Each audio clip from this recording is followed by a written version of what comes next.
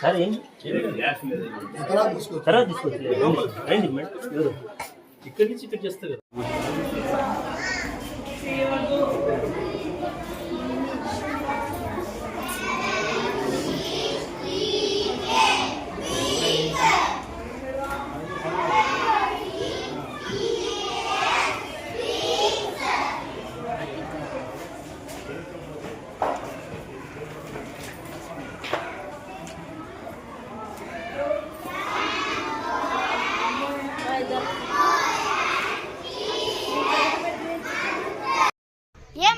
ఏమంటివి జాతి నెపముండు సూత సుతునకు నిలువహర్తే లేదందువా.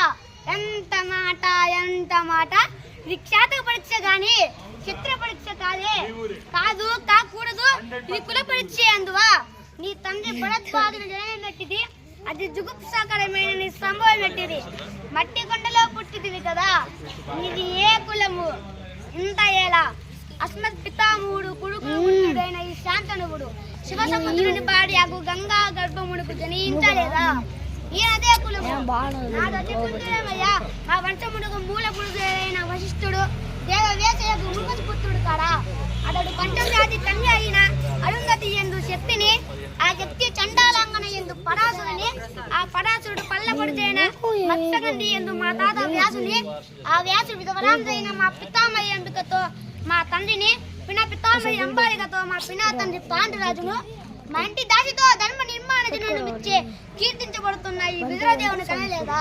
సందర్భాలను బట్టి క్షేత్ర ప్రాధాన్యములతో శంకరమైన మా కులవంశం ఏనాడో కులీనమైనది కాగా నేడు కులము అనే వ్యర్థవాదములేందులకు ఎనీ డౌట్స్ గట్టిగా any doubts.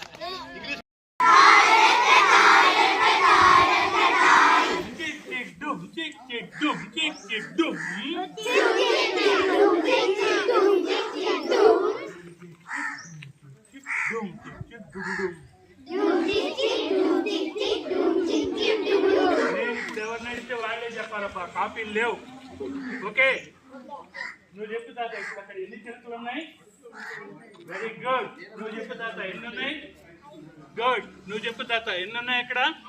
Good, very good, good, good.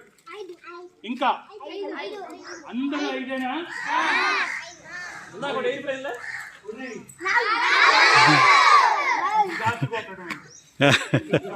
అందిస్తే చేస్తారా?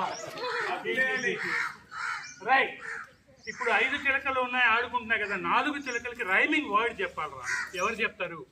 4 చిలకలు ఉన్నాయి, ఏం చేస్తుంటాయి? నాతో రావాలి పదం.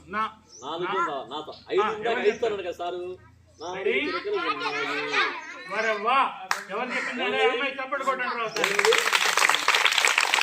ఇప్పుడు దాని పాటలాగా పాడతా. 4 చిలకలు ఉన్నాయి. మళ్ళీ మొత్తం మీరే చెప్పండి.